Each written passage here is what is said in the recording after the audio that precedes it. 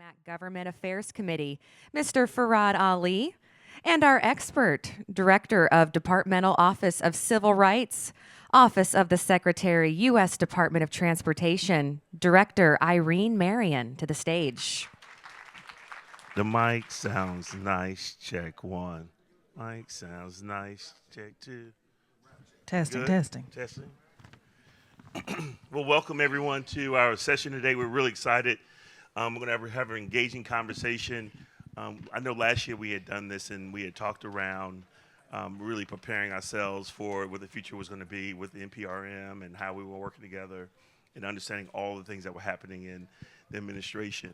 So now we're here and things have happened and we're pleased what's going on so far. So we're lucky to have our guests.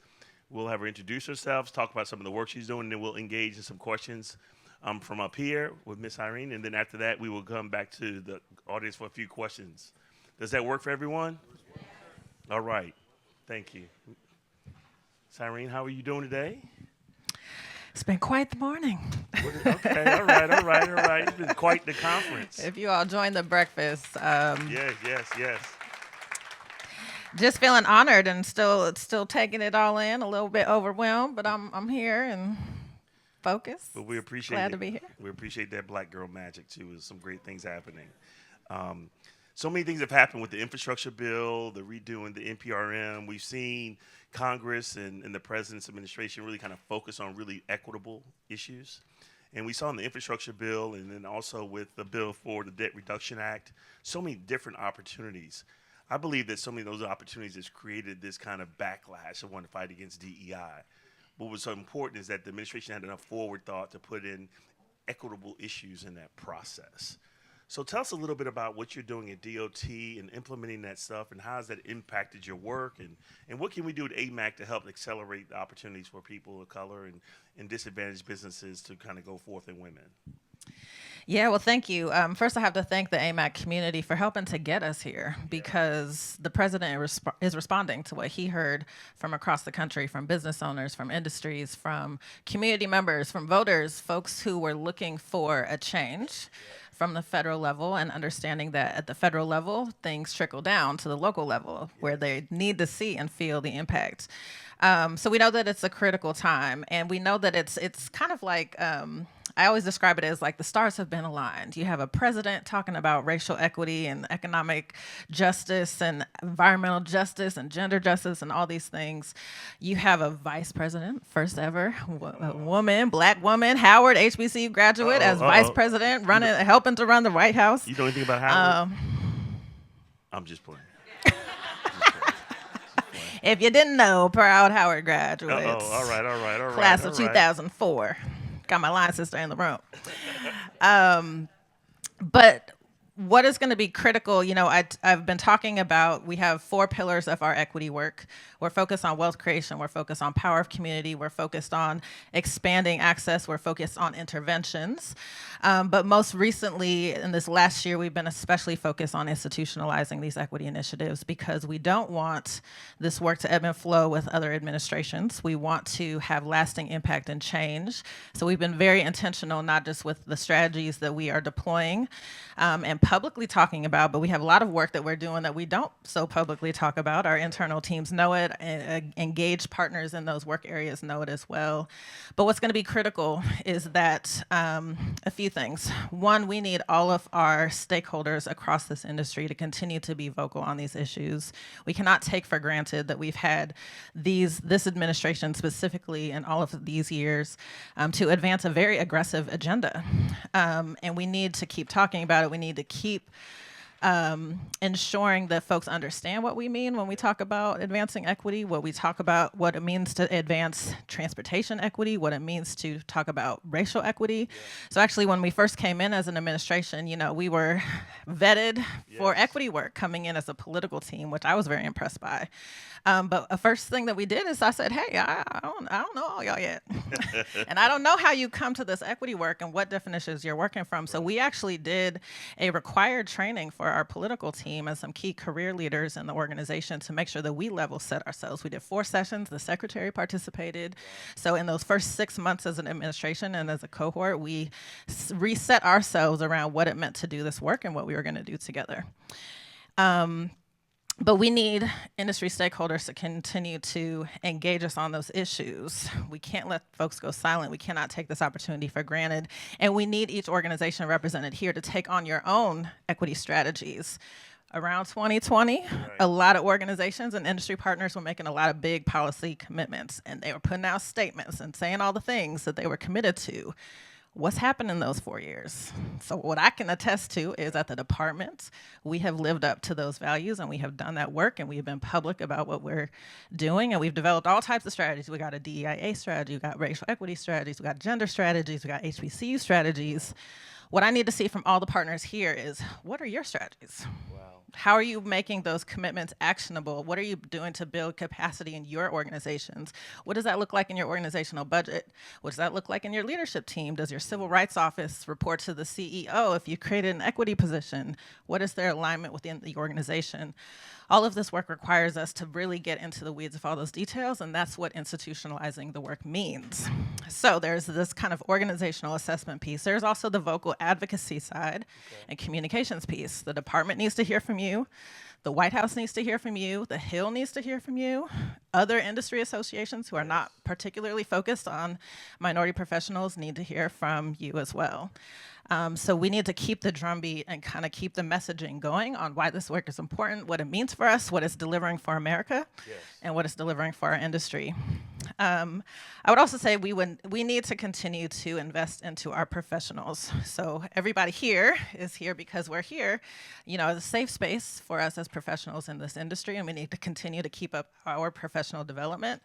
But it also means that all the allies to our work, they need to be committed. They need to be doing their own developmental work so that they can continue to show up to us as partners, so that when they're in the rooms that we're not in, that they are vocal and that they are offering leadership into this work, and they need to be committed. And I'm from Portland, Oregon, so we a little bit more progressive on that side of the country, and we've been doing this for like 15 years. In my first job in transportation, I was at the City of Portland Bureau of Transportation. 2020 called the question on, okay, y'all made these commitments, 10 years ago. What is it yielding? What does it mean? And what does it mean in this moment of a national conversation around racial equity work? And the allies had to step up, and the organizations had to step in and really prove we're doing the things and we care about that. So I would call on our allies and all of our organizations to continue to show up in the same way. Wow, that's powerful, right, to hear that there was a commitment. I didn't know there was a training for leaders before they got selected to be in this process, or after they got selected. It was after we were selected. Wait, I got one more focus area. Yeah, please. Research. So especially when we talk about the legal landscape and the policy landscape, all of this work needs to have data sets, analysis, conversations around what those things mean, conversations around how are we evaluating the programs that we're facilitating and the outcomes that they have, and what are we going to do to continue to evolve and shift and mature activities over time. And so we've been very intentional about building in program evaluation, but also research opportunities so we can continue to justify why we're doing the work and really show that we have evidence of the things that have happened over time historically, the outcomes that our communities are continuing to face today, but also that put us on a trajectory to continue to change those outcomes. Yeah, that's important. When we recognize, particularly when you advance communities, you're advancing that wealth creation, and that wealth creation passes down to be able to help with the tax revenues, which also helps with labor force, and understanding the impact of the social economic programs that were established for discrimination are now being under attack, but we recognize that it's only been incremental from what we've been able to achieve in a short frame. So when you talk about institutionalize in that process, is that memorialized in some of the documents or just the culture of the work? And how can we make sure that we really elevate the engagement with AMAC? Like, what would you say to AMAC members? So I'm head of the Government Affairs Committee, and we actually changed the platform of how we're going to move forward. And it's really around activation, advocacy, educating our community, and also creating strategic partners. And for some of you all who would like to join the board, we're going to have, join these committees. We're going to have these 4 subcommittees set up, and we'd like for you all to engage in one of those 4 subcommittees as we engage with what we're hearing today. But what could we do that can be a call to action to really impact that work? So there are a lot of things that we need to get done. Kind of speaking to my previous comments, but this is decades, really hundreds of years of this country's history that has led us to this moment. I always talk about this Harriet Tubman pen that I have, just a reminder that our ancestors fought the fight so that we could be in these seats, yes. that we could be running this agenda and all the things. But I think under this administration, what the president and the secretary talk about is with the bipartisan infrastructure law, $1.2 trillion for infrastructure flowing through our economy. 2/3 of that is specific to transportation. So the design of that overarching program and the funding that flows with it includes equity in different ways across different programs. Talk about that. It's everything from the Reconnecting Communities program, which is established to help remedy racial segregation in this country, where the highway system dismantled communities, where a railroad, you live on one side of the track or the others. This is funding, this is the design of the Reconnecting Communities program is to reconnect the community. So this is money for communities to have planning dollars to really figure out, how do we assess what the damage has been over time and also create a solution set and a design for some type of infrastructure to support this. It's also construction money so that once that plan is set, they can move forward to really fund and construct the work as well. We have the Thriving Communities program under the bipartisan infrastructure law, which is set up for technical assistance. So in our equity action plan, you'll see that we have a focus on diversifying who applies for funding from DOT, because formula funding is a lot of how our money is pushed out, and state DOTs and transit agencies have been benefiting from that over time. The bipartisan infrastructure law has set up a lot of discretionary grant opportunities. So that is decisions for the secretary to make about who is getting these new discretionary grant resources. The Thriving Communities program is set up to, we've set some targets to say that we want to increase the number of what we call our non-traditional funding recipients in a county, a city, a small town, a rural area who is never a tribe that has never applied for funding from us before. So the Thriving Communities program is technical assistance for those non-traditional partners to get their applications ready. And so we have hundreds of communities across the country that are in the Thriving Communities program. It itself doesn't come with money, but it comes with staff and capacity builders. Compto is a Thriving Communities capacity building organization. So they're, I think, working with 16 municipalities across the country to help get their applications ready for this funding. We're 2.5 years into the bipartisan infrastructure law, so a lot of money has already come out, but that means we still have more years ahead to ensure that more communities are applying for that funding. So those are just some examples, but other things, even our more traditional kind of pots of funding and our notice of funding opportunities, you'll see language about equity. You'll see reminders of compliance, civil rights compliance requirements. You'll see us talking about DBE as a part of when you sign up, if we award you this funding, you're gonna sign a contract with the department, say you're gonna deliver on these commitments. And a lot of those commitments existed before. A lot of our equity work is really grounded in civil rights authorities that we have at the federal level, but the department over time maybe hasn't leaned into or built capacity for enforcement of all of that. So in addition to the design of the bipartisan infrastructure law, these equity commitments embedded throughout, we are also, especially going into next fiscal year, going to be focused on monitoring and enforcement to make sure that the folks that have been getting that early money are doing the things that they said they were going to do and making those commitments real to community. And something that we do when the secretary is on the road is often we will set up time for him to talk directly to community, not just the CEO who can say all the things and put all the things on paper. We want to talk to those DBEs. Let's see how they're experiencing your DBE program. We want to talk to your public advisory group, get them to validate what you're saying to the department. Right. So we have kind of so when we talk about institutionalizing, those are kind of all the ways that the work is happening. Wow, that's a lot. When I'm sitting here thinking like all the things you're talking around how the NPRM also addressed some of that and really enforcing what's already on the table, and some of this community economic development modeling that you're talking around impacting communities.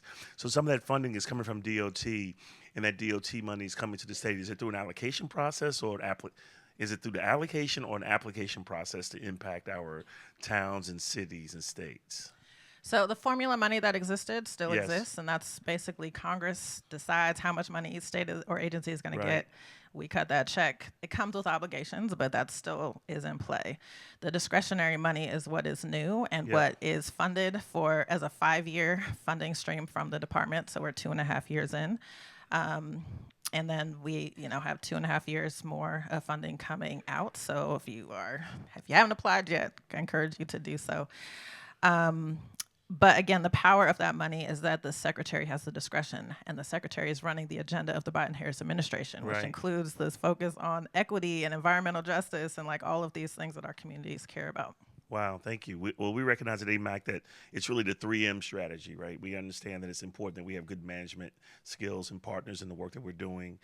We know access to market opportunities are critical for our engagement because while we may have great managers here and people who are intelligent moving it forward, if we don't get access to opportunities, it's irrelevant. And the last piece is really around access to capital. And so how is DOT working with finding better ways for these diverse businesses, DBEs, small, whatever the language you want to use to kind of ensure that we have inclusion to make sure we cover that last M of money? Is there any access to capital working through some of the DOT or some of the DOT supportive services? Yeah, so our equity action plan, as I mentioned earlier, has wealth creation as one of our 5 pillars of focus. I don't want to say the secretary has favorites for real, but wealth For real, creation for real. But wealth creation definitely has a special place in his heart. Like he is holding us accountable to really driving forward those wealth creation strategies. So obviously our modernization of the DBE and ACDBE Yes. programs have been critical, even within the reauthorization of the FAA funding appropriations reauthorization. We now have a supportive services in the airport space. Historically, it's only been in the highway space. So that's an example of capacity that we're bringing to the small business community through our airports. But part of the reality of our department as well is our Office of Small and Disadvantaged Business Utilization, which is not unique to us. Other federal agencies are required to have these as well. Historically at USDOT, it's been very focused on our direct procurement. We are glad that for the targets the Small Business Administration has made for us to reach certain goals in the direct procurement space, we're exceeding those, and we're grateful that we've been able to build capacity of those firms over time. But with the bipartisan infrastructure law, we wanted to be very intentional about offering more capacity building technical assistance resources to small businesses pursuing contracts with our funding recipients. So that's where we're trying to help enhance and support DBEs and ACDBEs in preparing themselves to contract with the state DOT and the airport and the transit agency locally. If you don't know her, I'm going to shout out Tyra Reedus, who's our director of our Office of Small Business Utilization. She is preceded by Shelby Scales, who is a friend of this community, Brad Mims as well. But through Tyra and her team, they are really building out resources through their small business transportation or their small business regional transportation resource centers through partnerships at the federal level with SBA and MBDA to offer technical assistance through their field operations, through development of Connect to Capital, which is our new access to capital platform, which they announced in Atlanta with the African American Mayors Association earlier this year, and many other types Meet the Prime events and other things that they're doing around the country to support small businesses. So that is a shift for us. We had not, again, focused on how can we be a resource to DBE specifically, but that is a strategy that team is now driving forward. Yeah, that's critical because we also know, Tyrus, thank you so much for your work. We've known you. We appreciate you and the work that you're doing. And the SBTRCs, please give her a hand.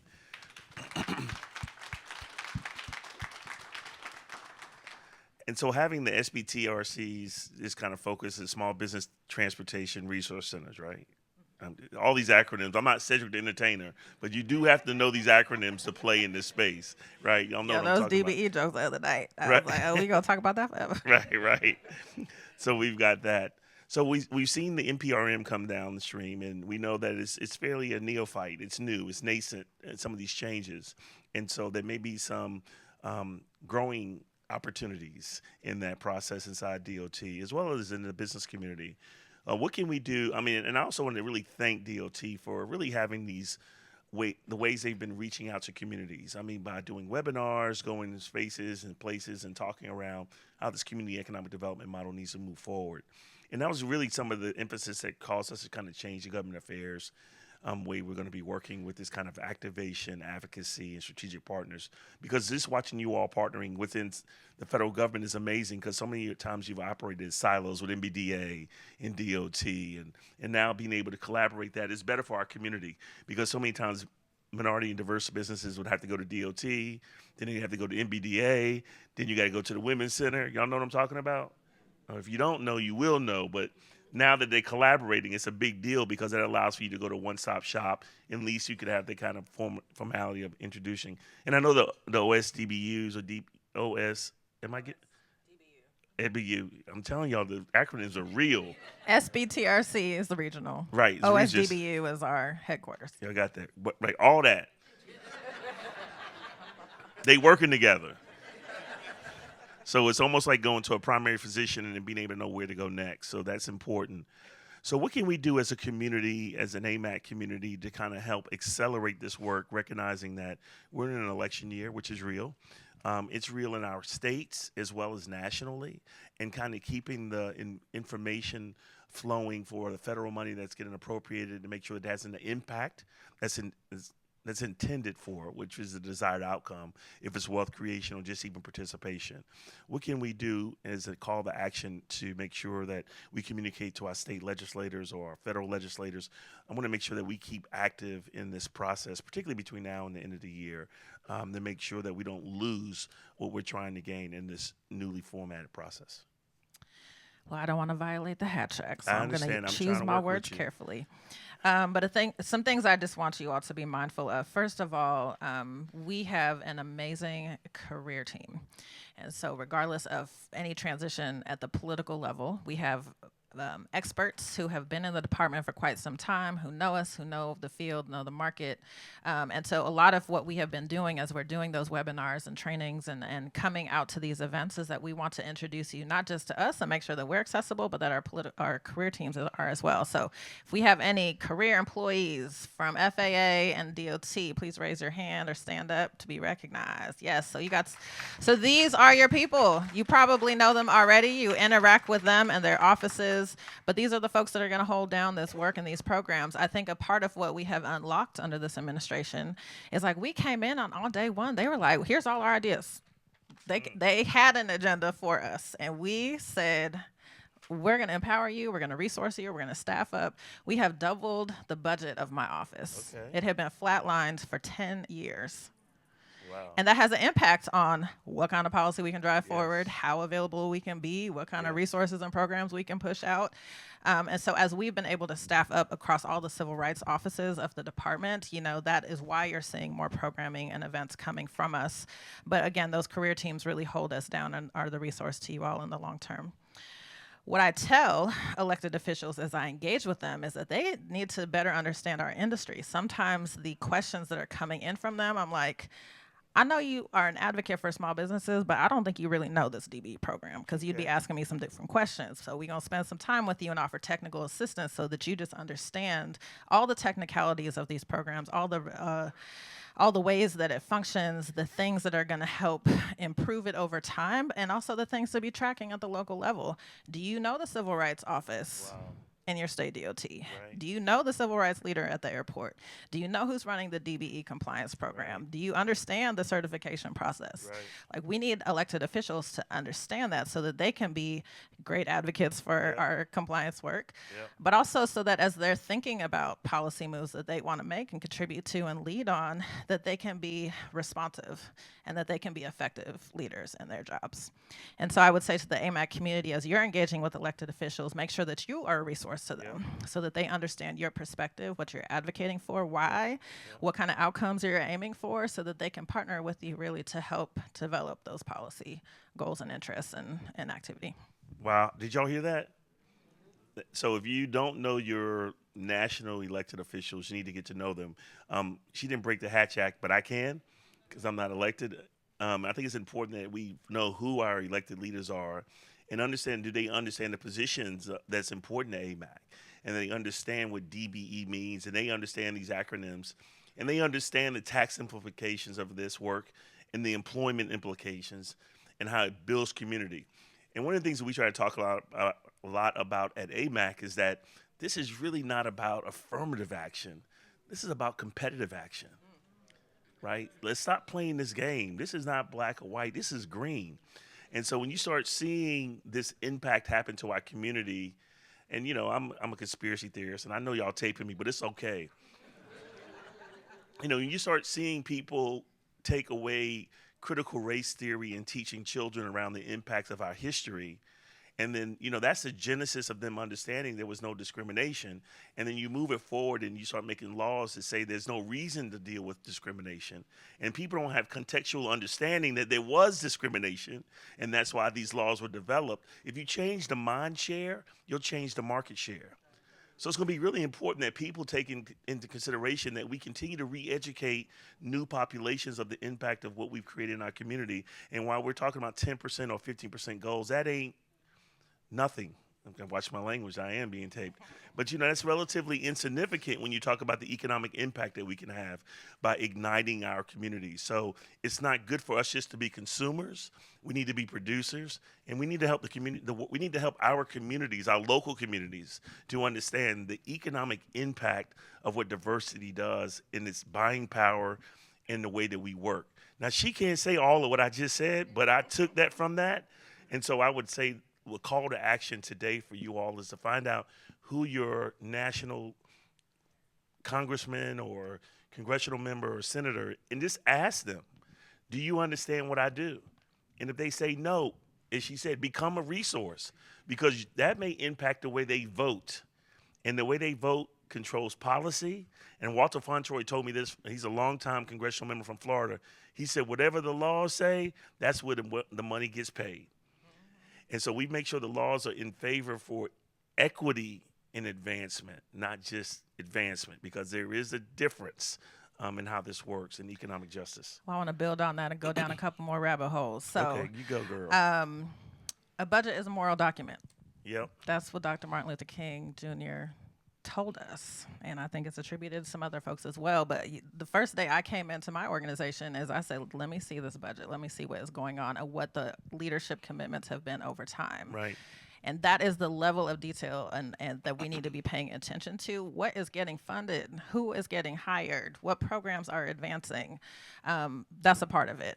A second piece is, as a part of our country's story, we say that the small business is a huge driver in our economy, the small business community. And so DBE and ACDBE is a part of that. There you go. And we need to take ownership of that as a national narrative and what we contribute to that as a part of our economy from these programs.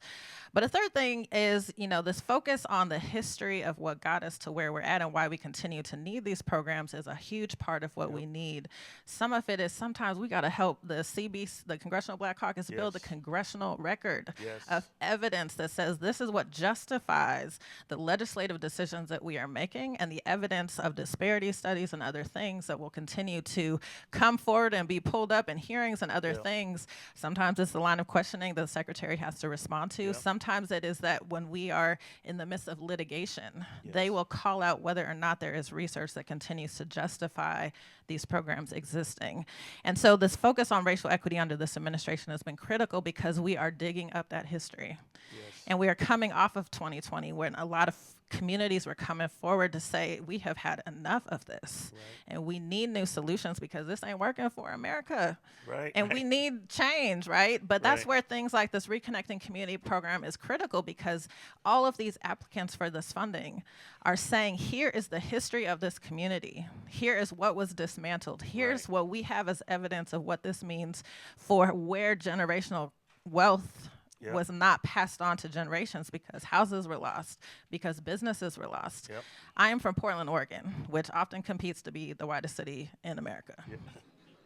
Well, Oregon was founded as a safe haven for the Klan. They did not want Black communities to prosper, but they wanted us to come in and work and build the ports and build the freeways, et cetera. Like, that's the history of Black Portland.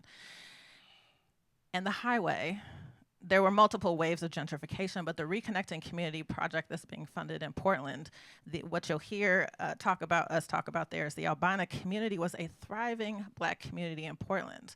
And there are folks still living today. It existed not that long ago. There are families that still exist today who had homes in this area that now have Interstate 5, which runs up and down the West Coast, Right. that dismantled that community, had a major hospital come into that community, further dismantle the community, and also the Moda Center, which is where the Trailblazers play, Right. has kind of created this entertainment district. So Albina Vision Trust is the community organization, really kind of a next generation civil rights organization, if you will. They went into city documents Right. and says, here's the evidence that we have from city documents to say what was lost. Right. Here are the stories that we have collected on video from families who can say, my house was on this block. I grew up here. My family had this barbershop. My Black father was the first Black doctor in the state, and here's where we were until we got moved. And those stories matter as well, and that's a part of the evidence in the record.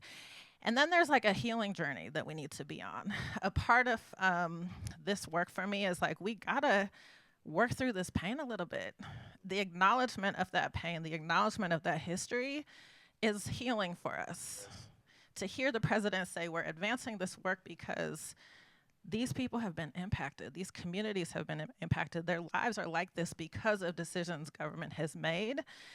And that acknowledgement is important for the new trajectory that we're trying to create for this future of this country. So the secretary talks a lot about, like, in this season that we are in, and as an industry, we need to really take responsibility for building trust in what the government can do and facilitate.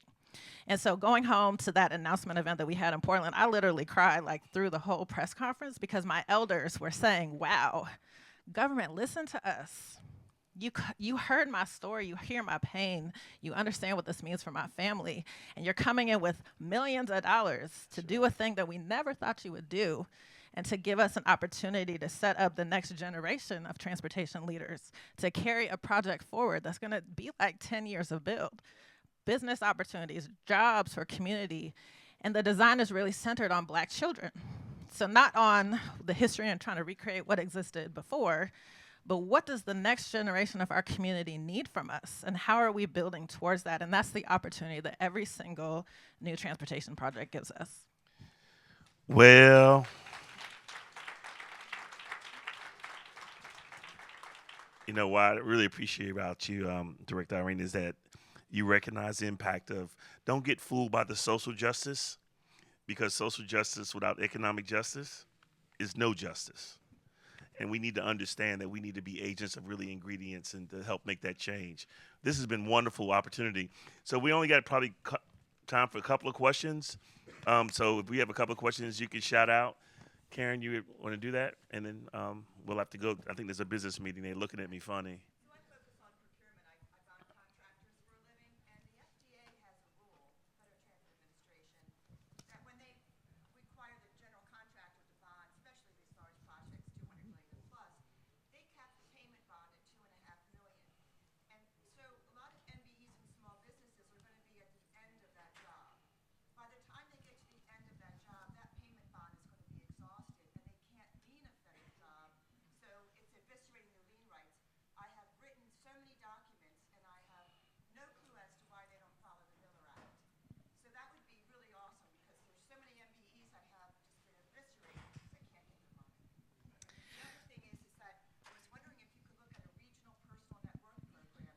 The state of New York just increased their personal net worth for DBEs to $15 million. I know you did $2 million, but that's great for Mississippi. It's not so great for New Hampshire or California. So I was wondering if you could look at the United States as a regional personal net worth. Great question. So you said you have some documented ideas around the bonding piece of that. I would encourage you to come to the 3 p.m. session that our team has and engage with some of our more technical experts, just to make sure that we have some of that on the record, but also to kind of talk to them about that FTA difference between what's going on with FTA and FAA. The second piece of it is we did receive that comment during the NPRM phase, and we just weren't ready to pursue that major of a change for the program. So it is something that I think, is continuing to come forward that we hear about. I think we're probably going to have to figure out what do we do with that in the future, but we weren't able to address it with this, the new rule specifically. And I will say generally on the rule, so it's a lot of change. And a lot of stakeholders, whether you are the DBE or the firms pursuing your DBE, whether you're a certifier, whether you're an agency responsible for compliance on the rule, we're going to need a little bit more time just to see how the rule lands and how it settles. So we've been, especially, we came out the gate with training opportunities, all these webinars, everything that you all should be plugged into to make sure everybody knows what change they specifically need to be facilitating and what we are holding them accountable to. But for every provision of the rule that we have changed, we are going to spend the next year really focused on monitoring and enforcement and see how it goes to see what else we need to offer technical assistance for and what else needs to continue to shift for the program over time. Rule changes are a big process. It was 4 years to get us to where we're at. So I don't want to jump into setting us up for another rule change right away, but we'll certainly take note of the ideas that we weren't able to address, or just based on how this implementation is going, what we'll need to continue to evolve moving forward. So I'm sure we got a question from Bill Swift. So Bill, wherever you are, let's go ahead and get that question out the way. I'm just saying.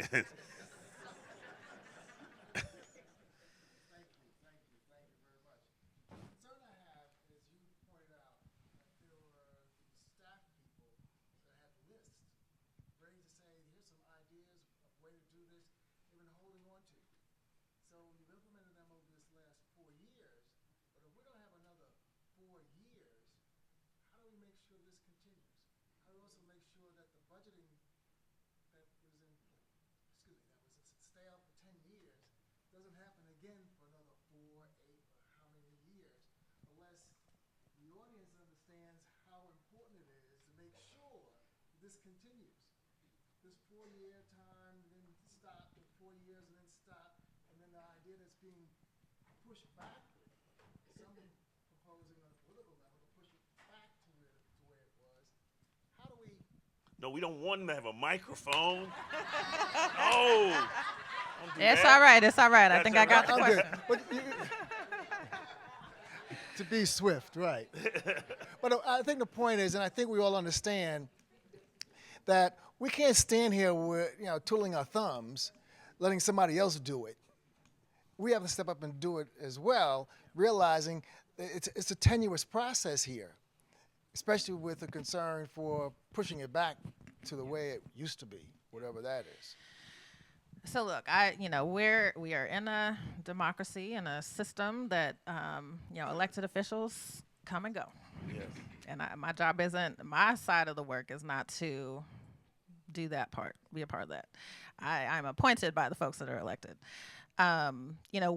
What staff provided to us was information that they carried as practitioners leading these national programs, right? So they saw what was working and what wasn't working and had an understanding of the intricacies of what needed to change. I want to shout out Mark Pentino, who leads the DBE program for my office and leads the coordination with FAA and FTA and FHWA on all this work. But also what we did with the secretary is we sat down and talked through who submitted these comments, but also what do we need to understand about how different industry partners have showed up with these comments over time. So the secretary sat down with my team for an extended amount of time, right, Mark? And asked lots of detailed questions. What's AMAC been talking about for 20 years? What's COMPTO been talking about for 20 years? What's WTS been talking about for 20 years? What's ASHTO been talking about for 20 years? What have all kind of these ACI and other spaces, what are they asking us for? What have they been asking us for? Where are the problem areas? What do we know about the market? So that is something that our administration cares about. We want to both understand the issues and the challenges, and we want to be responsive. Understanding it helps to justify the changes that we've made. But also, that is respectful of, you all have interacted with this program over time. We want to respect your feedback and do what we can to solve those things.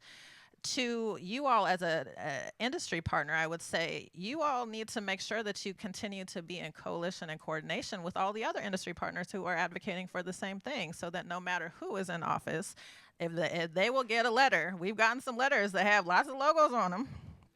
And once we see a letter with all those logos, we like, oh, Yep.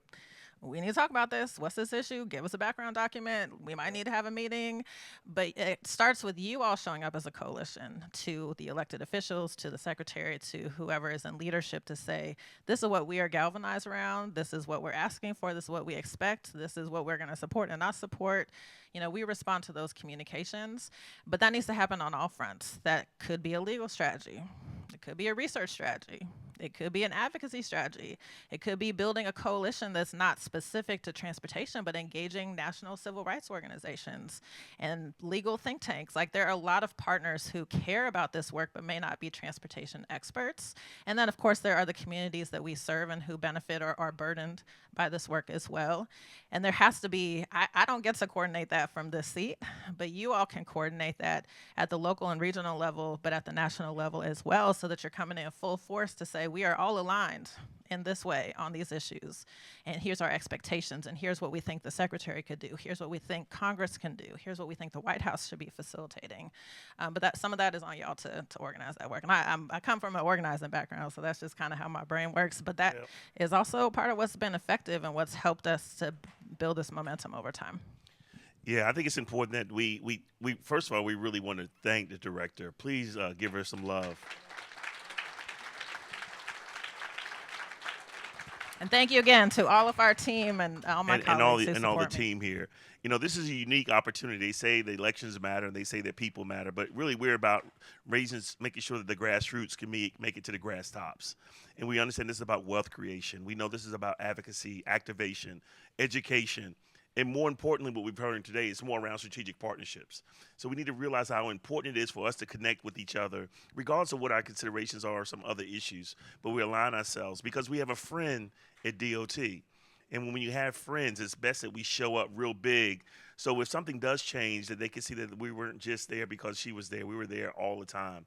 And the way we align our relationships will align our impact. So relationships matter. And so let's start building those relationships. We also ask for a call to action that you educate your senators, your congressmen, your presidential elected people who want to be elected. We ask that you take forth that effort as a personal mission. And then we also ask that you join the Government Affairs Committee and then increase your participation there. Before we go, I'd like for all the Government Affairs Committee members to please stand up. Please stand up. Please stand up. Give them a hand. So these are the leaders, and we hope that you would engage more. I think we're at a critical time. We're going through a chasm of opportunity, and the way we show up is going to determine how we really get what we need to get done to help others. So remember, this is not about us. This is about the next generation. And she's communicated why they're educating the next generation of people to understand that it's not about affirmative action. It's about competitive action. Thank you all, and I think we have a business meeting. Thank you, Director.